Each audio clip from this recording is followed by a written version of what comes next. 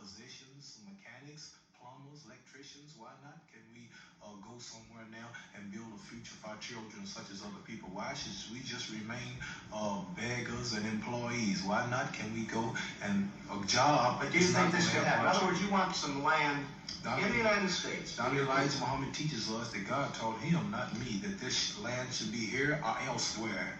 Just like all people. No people can be free and independent without land.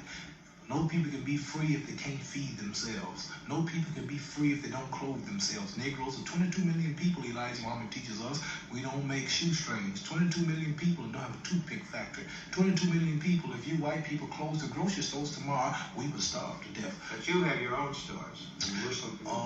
Elijah Muhammad's buying hundreds of thousands of acres of farmland throughout the country, canning up and food, taking it to supermarkets and his restaurants. He's building all over the country. He's got his own colleges, universities.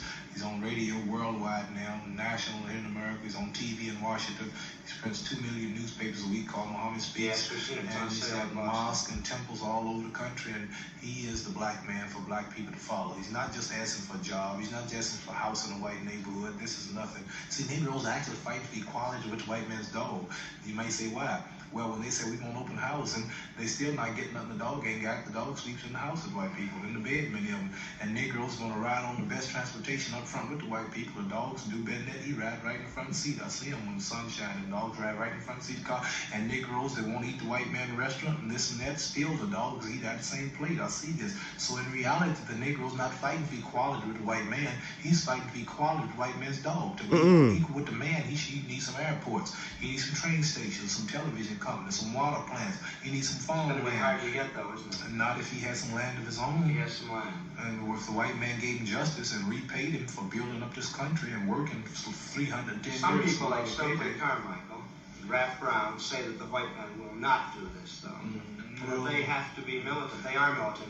I think probably know these men, do you not? I know them good. We would look like fools trying to be valiant against the most powerful military country on earth. We would look like bulls running down a railroad track head on into a more locomotive train. You might say, look at that brave bull, but when that bull come head on with that train, all he will have left as his monument is his blood and his flesh on the track. See, we can't be powerful against the man who makes the bullets, who makes the guns. We look like fools with a pop gun hiding on the roof shooting at the army. If every Negro had a machine gun, a tank, a bazooka, a year's round of ammunition, and a good hideout, we wouldn't have a chance because we don't control no food. After 2 or 3 days, we'd be hungry.